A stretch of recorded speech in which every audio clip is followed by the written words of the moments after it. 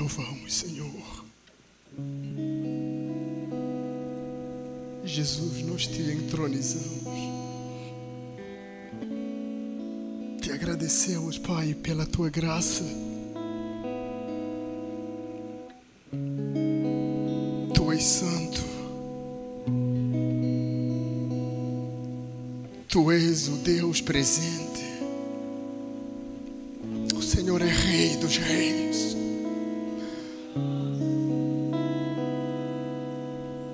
Jesus, nós te louvamos, te louvamos, te louvamos.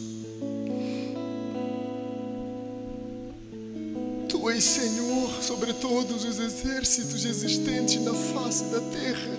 Tu és Senhor. Tu existes desde a eternidade, ó Deus. Tu és sempre eterno. Tu és o alfa e o ômega, tu és o princípio e o fim, tu és o maravilhoso Deus, tu és o Pai da eternidade, não há outro Deus além do Senhor. Por isso nós dizemos, tu és santo, tu és santo. E abriste o véu para que o Senhor nos visse. E mesmo assim, Deus, tu olhaste para nós, suspendeste a tua ira. Suspendeste a tua ira. Suspendeste a tua ira que era sobre nós. Por isso nós te agradecemos, ó Deus, que nunca merecemos, mas o teu amor com a tua graça nos alcançou. Por isso o salmista fala, que darei ao Senhor, que darei ao Senhor, que darei ao Senhor. Tu és santo, por isso os anjos te adoram. Obrigado, Deus. Amém. Amém. Amém.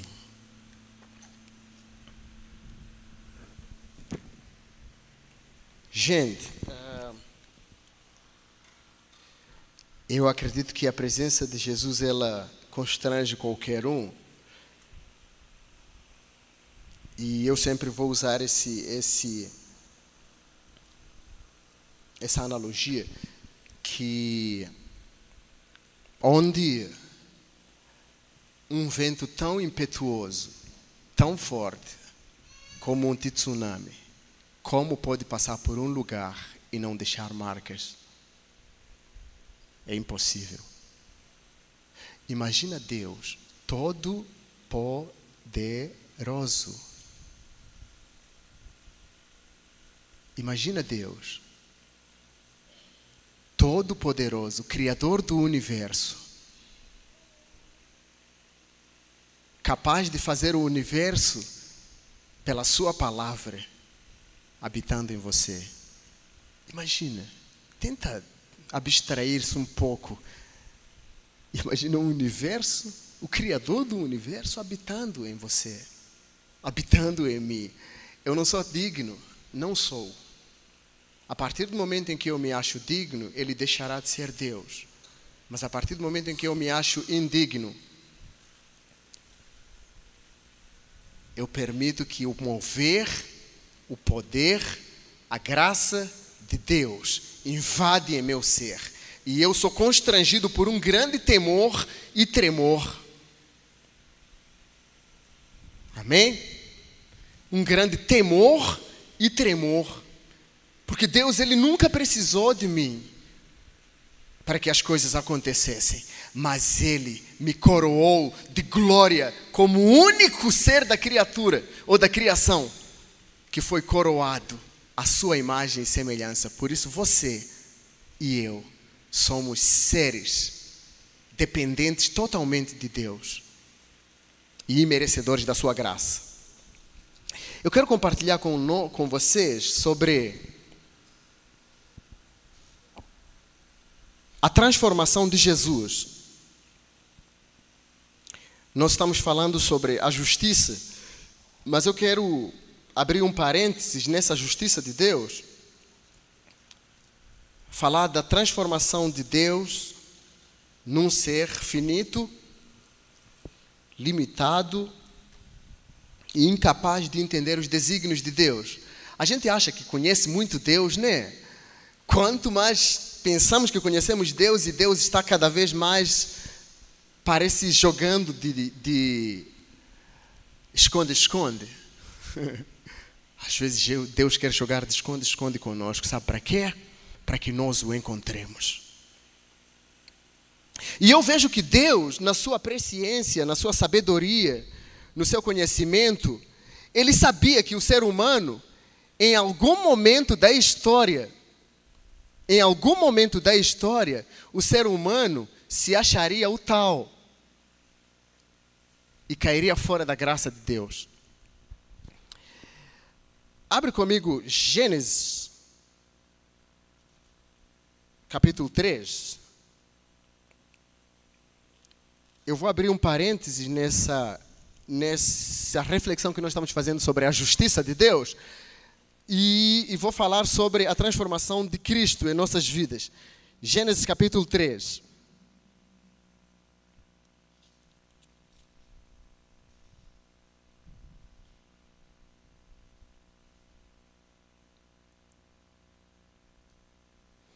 Versículo 8 e 9.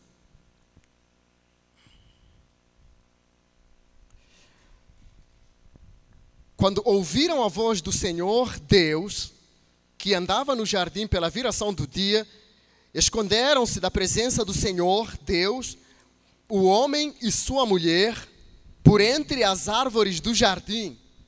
E chamou o Senhor Deus ao homem e lhe perguntou: onde estás? E chamou o Senhor Deus ao homem e lhe perguntou: onde estás? E chamou o Senhor Deus ao homem e lhe perguntou: onde estás? Você acha que Deus não sabia onde que o homem estava? Nós estamos trabalhando sobre a justiça de Deus. E nós falamos que a justiça de Deus era estabelecer as coisas na sua posição correta. E isso é justiça. E nós falamos que o homem é como um indivíduo que está numa peça de teatro e ele tem um papel específico estabelecido nesse teatro. Mas em algum momento da história, o homem que se encontrou fora do teatro. O cenário já não era o mesmo. O homem teve que usar um outro cenário. Ele tentou improvisar, mas no teatro de Deus não tem como improvisar. Sabe? Essa questão de entender a justiça de Deus vai nos levar ao entendimento do quão eu sou dependente da graça de Deus. Porque se você não entender a justiça de Deus, você não vai entender a graça. Se você não entender a ira de Deus, você não vai entender o amor de Deus. Se você não entender a ira tão poderosa e tão grande de Deus contra o homem, você não vai entender um amor superabundante de Deus. Por isso Jesus fala para aquela mulher que a quem muito foi perdoado, muito amor demonstra. Você entende? Então nós estamos nessa dinâmica em que nós olhamos para Jesus e nós falamos assim: Jesus é paz e amor. Jesus responda: cara, legal, Jesus é paz e amor, sim, mas Jesus é paz e amor depois de você entender a ira de Deus.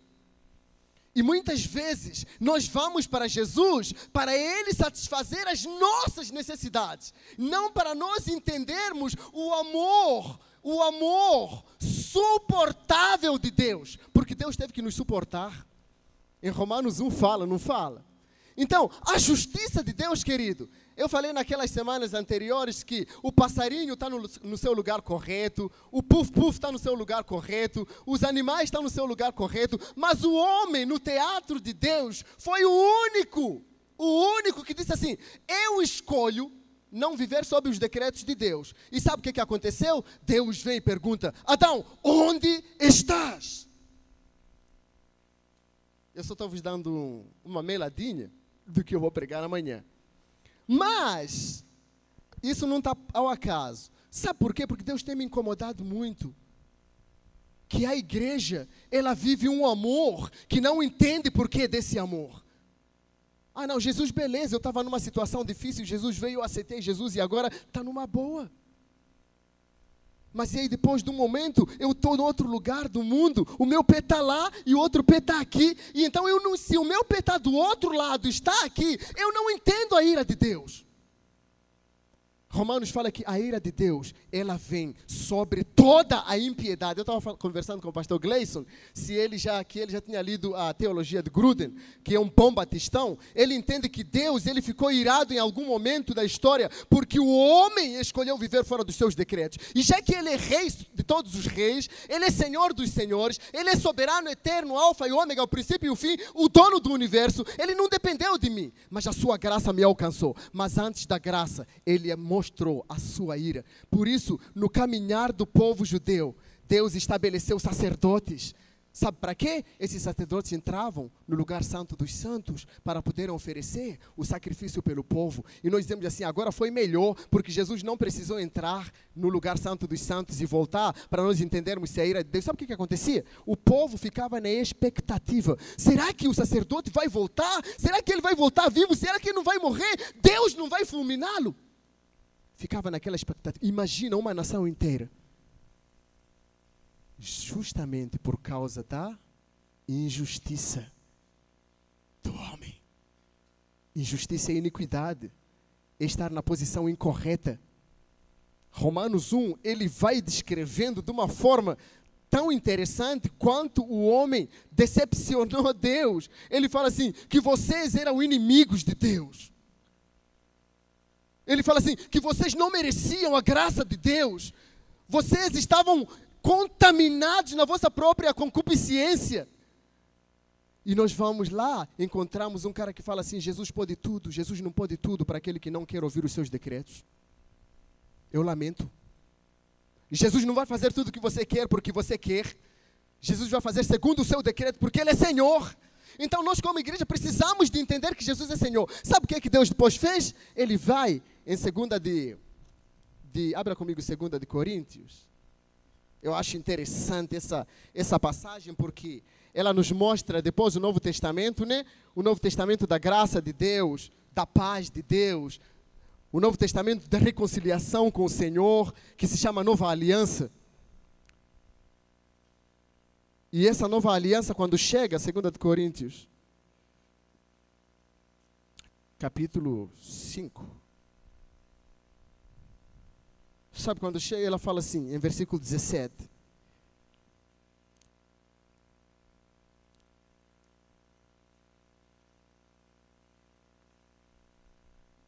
E assim, se alguém está em Cristo, nova criatura é. As coisas antigas já passaram. Eis que se fizeram todas novas. Isso é graça, querido. Aquele que está em Cristo, ele é nova criatura. Eu precisaria de explicar para vocês como é que nós chegamos ao Cristo. Mas Hebreus, ele fala que Cristo é o quê? Ele é o ungido de Deus. Cristo é a promessa do Antigo Testamento que um dia viria um ungido. E esse Cristo, ele cumpriria os papéis de sacerdote, de rei e de profeta. E então esse Jesus Cristo que veio é aquele que nós vimos João Batista dizendo assim, eu não sou digno de desatar as tuas sandálias, Jesus. E ele fala assim, não, João, cumpra o que a promessa diz, batize-me. E João batiza Jesus e fala assim, e quando está batizando, vê uma voz do alto e fala assim, este é o meu filho, em quem a minha alma se compraz. O único que foi capaz de cumprir os requisitos de Deus. O único que foi capaz de dizer, Deus, eu vou no lugar do homem e vou morrer no madeiro. E aí, quando ele vai e morre no madeiro, ele cumpre cabalmente os ofícios de Deus. Deus fala assim, a mim não agrada olhar para Jesus agora, sabe por quê? Porque os meus pecados e os teus pecados estavam sobre ele. Isaías fala assim, que Jesus, ele foi moído. Sabe o que quer dizer essa expressão, moído? Quer dizer que ele foi triturado, sem dó nem piedade. Por isso a Bíblia diz que ele foi moído pelas nossas transgressões. E nós lemos moído e nós vimos assim, puxa, que beleza, Jesus morreu por mim, que ótimo. E eu falo assim, puxa, Jesus morreu por mim. E o que eu posso fazer pelo que Jesus morreu por mim? Jesus depois ele vem, descreve como aquele que tem que aceitar Jesus tem que ser. Nova criatura. Coisas velhas passaram. Tudo se faz novo. E daí Gálatas começa a falar, né, sobre os pecados incontinentes em nossos corações. E nós andamos desorteiros, vivendo em nossas concupiscências, desobedientes a Deus, prostituindo-nos, bebendo, fumando de tudo, quanto é bom e quanto é ruim. E aí eu falo assim, puxa, depois eu vou pedir a Deus perdão e a graça de Deus vai me liberar. Sabe, querido, eu tenho uma coisa interessante que tinha para falar para você. Deus ama muito você. Deus ama demais o ser humano, mas Deus não tolera pecado. Sabe o que Ezequiel fala? Ele fala que os nossos pecados diante de Deus, Ele não pode tolerar. Não pode tolerar. Quando nós cantamos aqui, eu estou crucificado, nós estamos dizendo assim, eu me identifico com Cristo, mato a minha carne todos os dias. Eu sou humano, eu sou perfeito, não sou perfeito, mas eu posso viver a cada dia as misericórdias de Deus, e Ele pode me livrar de todas elas. Salmos fala que muitas são as aflições do justo, mas Deus os livra de todas. Eu vos chamo para a santidade. Eu vos chamo para a santidade. Eu vos chamo para que você mortifique a sua carne, porque a teologia do Novo Testamento, ela diz o seguinte, que Cristo sim, pagou o meu pecado, e eu não posso pagar o meu pecado, mas em Cristo eu sou nova criatura. E João fala que se você não pecar, um pecado desordeiro, que eu nunca imaginei, nunca premeditei, mas se eu viver pecando, nunca conheci Deus. Então, justiça é você entender que Deus estabeleceu as coisas no seu devido lugar, na posição correta.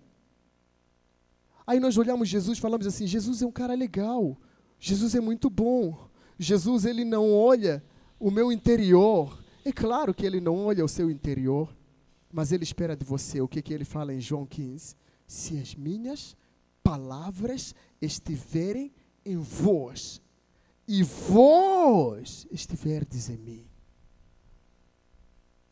Se as minhas palavras estiverem em vós, o que são as palavras de Deus? É o decreto de Deus. Agora no Novo Testamento é a graça de Deus. A graça de Deus é um favor que nunca merecemos. E uma vez eu estava lendo John Stott, ele fala assim, nem tudo que é de graça é barato. Então, Rogério, o que eu posso fazer? O que eu posso fazer? Será que eu conheço Jesus? Em todos os discursos, Jesus, a maior parte, ele falava assim, você está perdoado. Vai e não peque mais.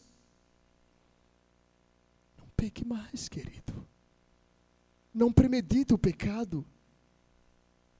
Não premedite. Porque Jesus vai te perdoar. Não premedite, não planeje, não estabeleça Ele como regra de tua vida. Eu tenho uma coisa interessante que a gente fica pensando, a gente diz assim, por que a igreja está cheia? Ou então, por que nós estamos poucos? Ou então, por que as pessoas vão para a igreja e voltam para o mundo na mesmice em que eles estavam? Não há mudança de vida, não há transformação de vida. O camarada não busca a alegria do Senhor. Sabe por quê? Quanto mais peco, o pecado é como um laço, é como uma algema. Ela vai e me arrasta para onde ela está. O pecado é terrível. Por que eu estou falando do pecado? Porque Adão escolheu desobedecer a Deus. E Deus pergunta, onde tu estás? Eu quero ver a tua responsabilidade, Adão. Cadê você? Aí depois no final fala assim, Deus expulsa Adão. Fora! Fora da minha presença, sabe por quê? Porque você esteve fora dos meus decretos. E Jesus chega em Mateus, que é Mateus capítulo... Mateus, é o Lucas. A entrada triunfal de Jesus chega em algum momento em que encontra mercadores no templo. O que é que Jesus fala? Jesus fica brabo, né? Aquele nervosismo divino. Eu não sei se é nervosismo divino. Eu consigo imaginar Jesus tão aborrecido e tão furioso que ele não suportou aquele cenário. Ele chega no templo, a Bíblia diz que ele jogou fora os mercadores de seus bancos e mesas no templo. E ele fala assim: caiam fora. Vocês não sabem que a minha casa é casa de oração?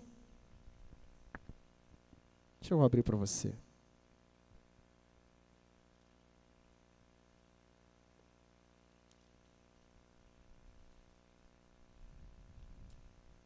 Acho que é Lucas 7.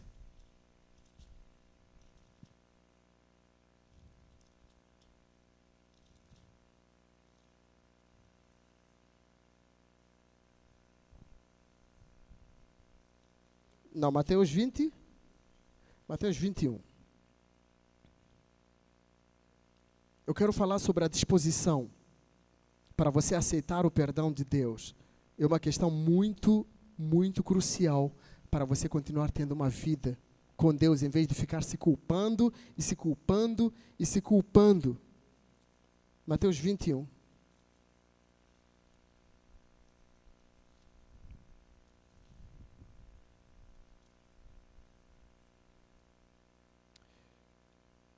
Em versículo 12. Entrada triunfal de Jesus. Tendo Jesus entrado no templo, expulsou todos os que ali vendiam e compravam. Também derribou as mesas dos cambistas e as cadeiras dos que vendiam pombas. E disse-lhes: está escrito, a minha casa será chamada casa de oração. Vós, porém, a transformais em covil de salteadores. Jesus está no templo. O templo, na época, era o lugar sagrado, o mais sagrado possível, né? E no contexto, o povo usava do templo para vender inúmeras coisas para poderem ganhar o seu pão. Talvez era para ganhar o pão, ou então eles tinham feito muito mais do que isso. E Jesus chega no templo, ele vê uma situação tão terrível, e ele fala o seguinte: por que vocês estão usando a casa de Deus? Porque no contexto, o templo era um lugar extremamente sagrado. Então por que vocês estão transformando o templo em lugar de venda? Aí, você vê Romanos 8:20 fala assim, que nós somos o quê? O templo do Espírito Santo. Nós somos a habitação de Deus. Deus já não escolhe mais habitar num lugar feito por mãos humanas. Ele escolhe habitar em nós. E você é o templo. O que Jesus tem feito em teu templo? Será que Ele está expulsando os mercadores? Existem mercadores no teu templo? Você é templo de Deus. Você é a habitação de Deus. Eu sou a habitação de Deus. Se eu sou a habitação de Deus, eu tenho que permitir que Deus não venha dentro deste corpo, desse templo, e expulsar os mercadores. Porque a expulsão foi terrível. Ela foi antecedida por um sentimento de raiva e aborrecimento da parte de Jesus. E aí nós vimos muitas vezes dizendo: Rogério, cara, está difícil na minha vida. Às vezes está tão difícil porque ele está expulsando mercadores. Nós queremos uma igreja que tenha compromisso santo com o Senhor. Não é que você tem que ser aquele camarada com a auréola na cabeça. Ai, que legal, o Rafa está com uma auréola andando assim, o cara santo. Mas nós precisamos a cada manhã falar assim: pecado, arreda o teu pé. Não nos contaminarmos. E isso é uma escolha. Todos os dias eu escolho não pecar. Quando eu peco, eu estou cometendo uma injustiça. E os decretos de Deus não estão me orientando. O salmista fala assim: quando eu me calei, os meus ossos definharam-se. Confessa teu pecado. Nem há quem não peque, né? Todo mundo peca.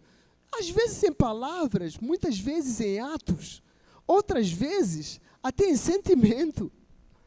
Mas importa que cada momento que você peque, reconheça que a graça de Deus, a misericórdia de Deus, a justiça de Deus, o decreto de Deus não está orientando minha vida.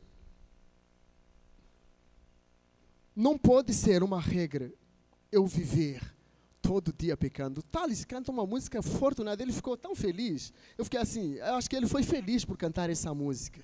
Que todo dia o pecado vem e me chama. Tem um escritor que fala assim, o pecado é considerado como um salteador. Arromba a tua casa. Arromba a tua casa. Um dos maiores dilemas é da escolha que o ser humano tem. Não aguento! Não consigo! Pensa alguém, ligue para Daniel, ligue para João, ligue para Daiane, ligue para Patrícia. Me ajuda nesse problema, não consigo. Não consigo. E sabe por quê? Por causa de pecados em nossas vidas, Deus muitas vezes não pode agir.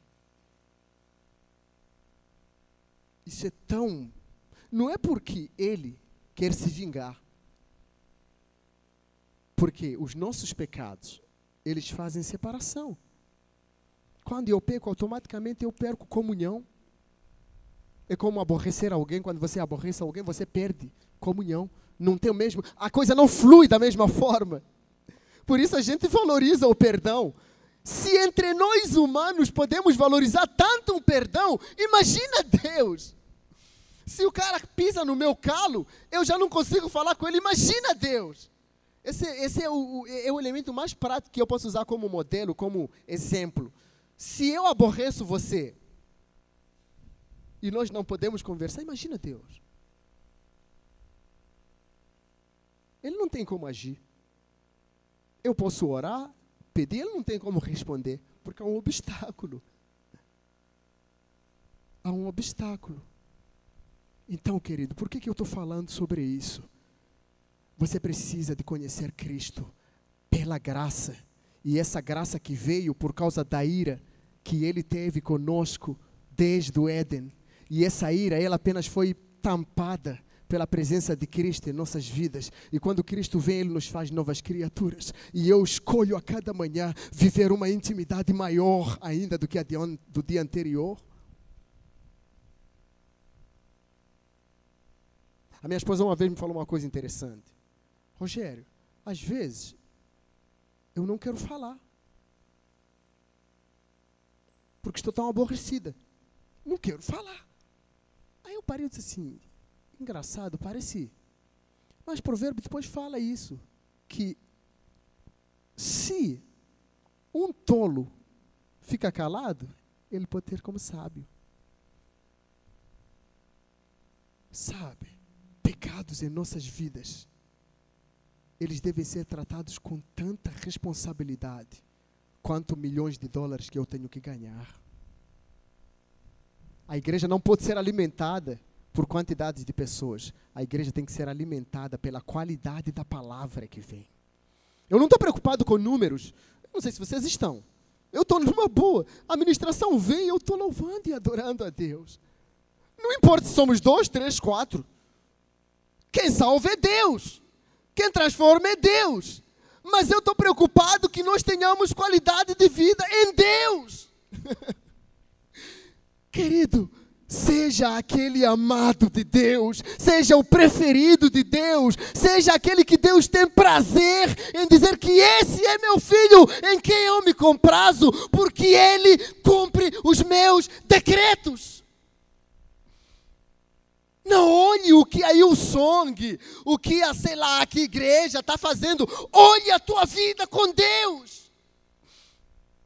E hoje eu estava fazendo assim, eu fiquei tão maravilhado quando estávamos vindo do lugar onde nós vamos fazer acampamento, e nós comentando, conversando. Aí a Dani pergunta para a senhora, fala assim, como é que a senhora quer que a gente pague você? E ela fala assim, vocês têm que me pagar à vista. E aí na hora meu coração falou assim, puxa Deus, que desafio. Nós não temos nem R$1.000. Eu quero que vocês me paguem à vista. E até quarta-feira.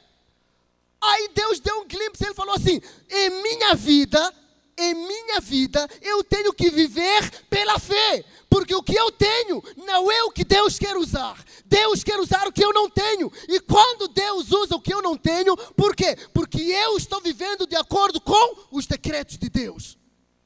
O decreto de Deus é viver de fé em fé, de glória em glória, esperando no Senhor, olhando para o Senhor, olhando para Ele que é autor e consumador da nossa fé. E isso aparece quando nós temos intimidade com Deus. E o Rafael começou até a falar umas coisas interessantes, que puxa, o Senhor, Ele é Deus, e nós começamos a orar assim, conversando e orando, e nós falamos que Ele é Senhor. Ele é Senhor de vocês, Ele é nosso Senhor, Ele é dono desse projeto, Ele é aquele que vai fazer com que cresça a sua obra, mas não somos nós. Sabe qual é a nossa participação? A nossa vida em santidade ao Senhor. Se minhas palavras estiverem em vós, e vós estiverdes em mim, pedireis tudo quanto quiserdes, e vos será feito. E sabe o que é isso? Isso é viver de acordo com os decretos do reino. Ele é rei, ainda governa o universo. Ele está dizendo, filho, olha aqui, sou eu quem provê. Não importa a minha perturbação, não importa a minha escassez, não importa a minha dificuldade, não importa. Sabe o que importa? É que Deus, habitando em mim, eu posso todas as coisas naquele que me fortalece. E Deus habita em você quando você não entristece o Espírito do Senhor. E não é o que Ele fala? Não entristeçais o Espírito Santo que habita em vós. Por que eu estou falando isso? Porque nós estamos indo para um acampamento em que Deus quer fazer grandes coisas, em que Deus quer se mostrar como realmente Deus é, em que Ele quer se mostrar como Deus que fala pessoalmente com você. Prepare teu coração, filho. Prepare o teu coração e veja o que Deus quer fazer. Seja porque Deus é louco, perguntando assim, santificai-vos, santificai-vos, santificai-vos. No Antigo Testamento fala assim, olha, santifiquem-se hoje, porque amanhã farei proezas no vosso meio. Eu nunca falei isso com vocês, né, aqui, da forma que eu estou falando.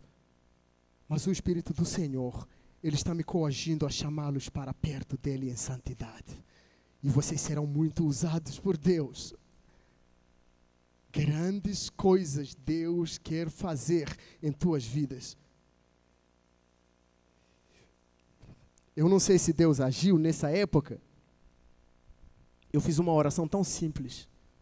Deus, se o Senhor me colocar na faculdade, eu nunca mais vou me esquecer do Senhor.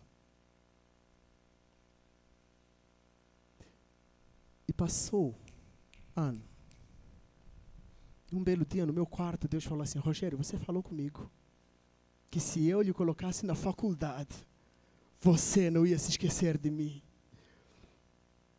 E você se esqueceu de mim andando em caminhos errados.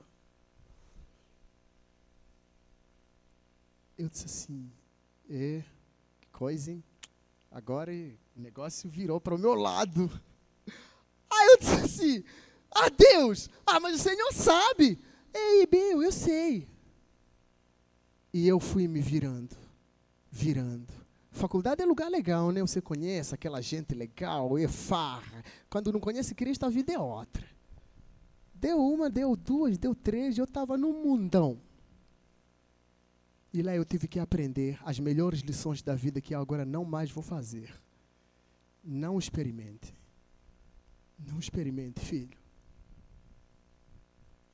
Viva para agradar um pai. E verás o quão o rosto do pai vem para você. Então prepare, grandes coisas vão acontecer no acampamento. Grandes coisas. Não temos nada, nós estamos juntos. Somos nós. Aqui nós não temos nada. Mas o nosso Deus, se Ele é Senhor dos senhores, Rei dos reis, o príncipe de todas as coisas, Ele proverá, Ele é provedor, porque nós estamos em Cristo. Simplesmente por isso. Porque Ele olha a Cristo e fala assim, eles estão confiando em você e eu proverei. Aquele que está em Cristo, nova criatura é. Viva pela fé. Agrade Ele como você pode agradar a melhor pessoa do mundo. Ele não quer te dar as coisas porque tu vais. Ele te dá as coisas porque se você obedecer, Deuteronômio fala, as bênçãos de Deus vão seguir vocês. É princípio. Se você quebrou, você não vai ter. É princípio. Deus trabalha com princípios. Amém? Que Deus nos dê graça. Que Deus não olhe em nossos corações e possa expulsar mercadores. Que Deus não venha furioso como Jesus entrou no templo. Com raiva, ira. Mas que Deus venha com seu amor insondável, incompreensível. E encha nossos corações de graça, paz e amor. E você se contente com a intimidade que você está tendo aqui. Porque você é parte e me contagia. Vocês são fortes. Amém? Que Deus nos abençoe. Eu quero orar com você. Senhor, nós te agradecemos nessa noite. Nós te louvamos porque todas as coisas foram começadas pelo Senhor. E essa mocidade é a mocidade que vem do Senhor. Nós pedimos para que o Senhor não permita que o Senhor nos arranque dos caminhos errados que nós andamos. Leva-nos em santidade à Tua presença. Como Thales falou que todo dia o pecado vem nos chamar, mas nós queremos escolher é Deus. Nós queremos escolher o Senhor. Pai, que a Tua graça, o Teu rosto seja sobre nós com amor e misericórdia. Deus, que nossos corações possam olhar e Cristo resplandeça em nós. Cristo resplandeça em nós. Em nome de Jesus. Amém e amém.